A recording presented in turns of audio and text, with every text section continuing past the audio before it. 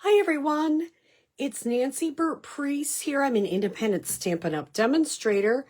Please check out all my information, especially my social media. I'd love to have you as a customer if you don't have a Stampin' Up! Demonstrator. Today I'm going to show you a quick card and then we're going to make an anniversary card. So this card is using the Gallery Blooms Designer Series paper, the Damask embossing folder, and then on the inside I just put thinking of you. I see I got some red on there. I took it to a class already, so this is well used. And on the bottom I just put the floral image. So one ink color, one ink pad. I did die cut this with the branching out dies, which it's so easy, and then I just stamped on it. It is such an easy card. I also had some in-color dots out in case people wanted to put a few of those on, and some people did. Very easy thinking of you for this time of year.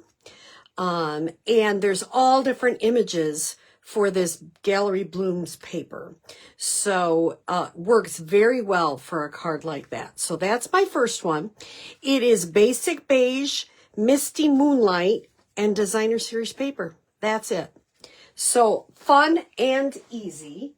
The card we're going to create together is Hugs and Kisses. It's a Valentine card, and it uses some of the new Designer Series paper, Made with Love, which is coming out, and the stamp set, Endless Love. I had to think that through. I'm going to change up the wording to show how this can also be an anniversary card. The first one I made as a Valentine's card, and the second one I'm going to make is going to be anniversary. So I cased this from, her last name is Fite, F-I-T-E. And very easy, but I really liked it. I changed up the colors and a few things, but her major design I really liked. So I'm using Poppy Parade, which is 4 1/4 by 11, scored at 5 1/2. So your standard card base in Poppy Parade. Inside white is 4 by 5 1/4. And I always like, I hope I brought it over here, to have a piece of Designer Series paper or something on the inside to dress it up. And this is a 4 by 3/4. So we'll deal with that in a minute. This piece is 3 1/2 by 4 3/4. 3 1/2 by 4 3/4. And you have 3 different pieces. These are all 4 1/2 in length. So the first one is 1 1/4 by 4 1/2. This one's 1 by 4 1/2. And this one's 3/4 by 4 1/2. And in that same suite, I use this wonderful new embossing folder with the hearts. This is using Bubble Bath, which I haven't used a lot, so I was kind of glad to do that. So when you have an image like this, you have 3 strips. Here's how I do it. I'm going to use a little bit of liquid glue so I can move it around. And I'm going to add this piece to the left-hand side. I'm going to leave a little bit, but not a lot. So I try to get the same in the top and the bottom. Then I'm going to go to the far right and add all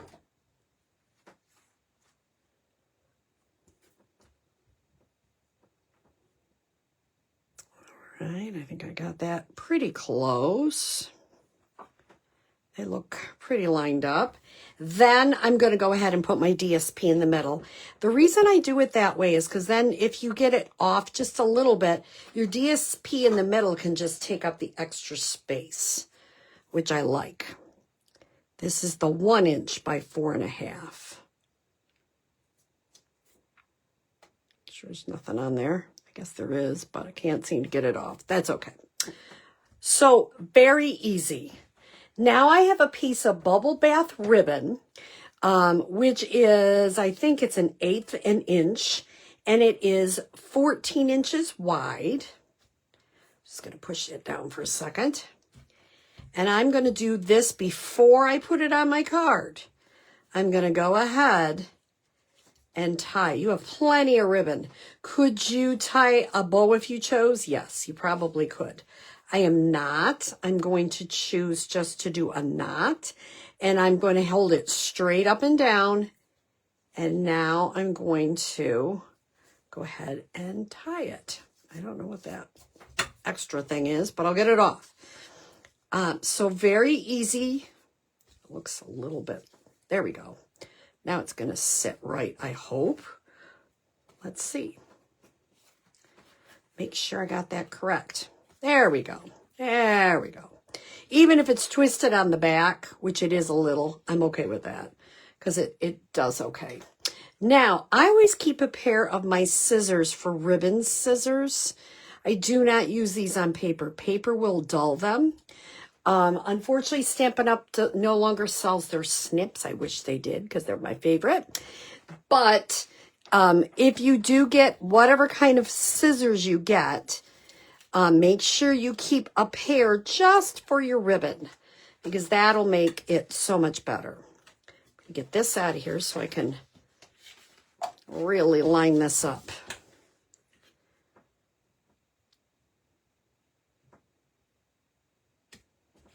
Very easy so far, nothing tricky. Now, in the Endless Love that comes with, also comes with dies, I went ahead and made this a sticker.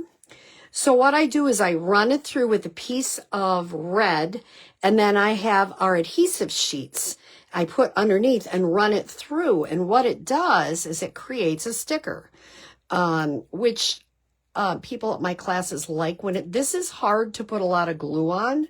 So making it a sticker just makes it easier for everyone.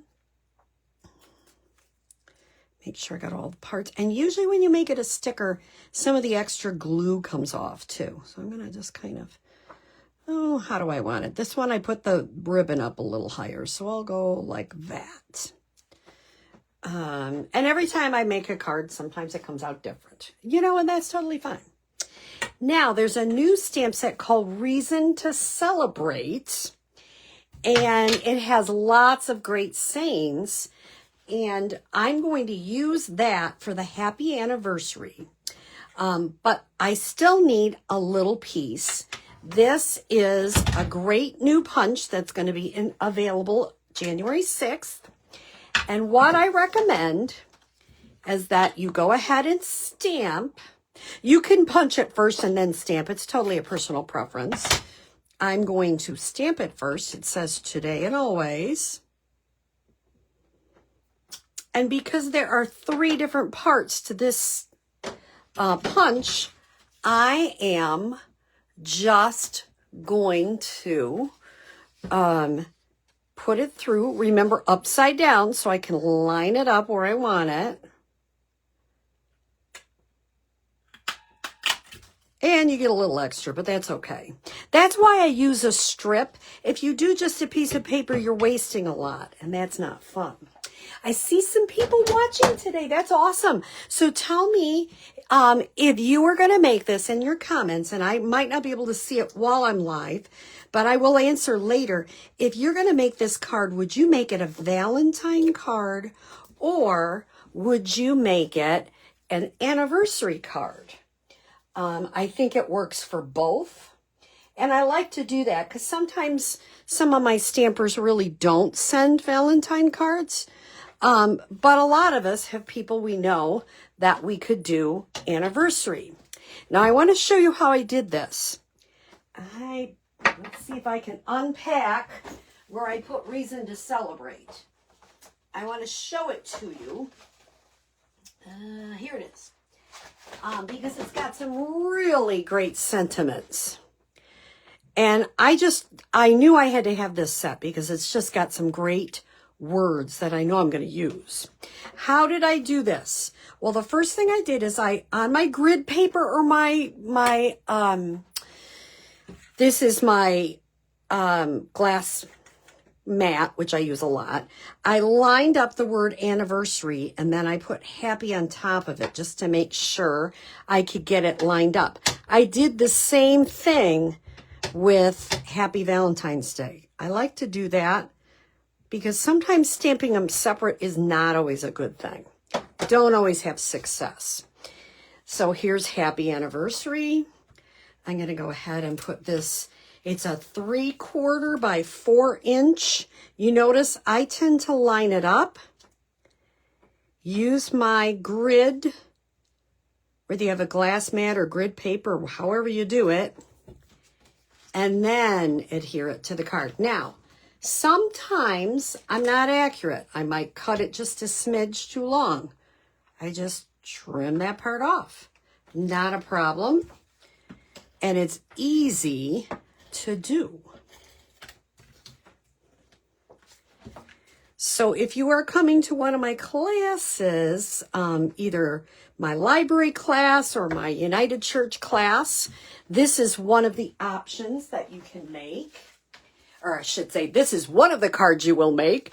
And this is another one. It has different options of designer series paper.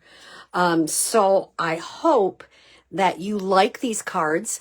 Give me your feedback in the comments. What do you think? Which one would you make, Valentine or anniversary?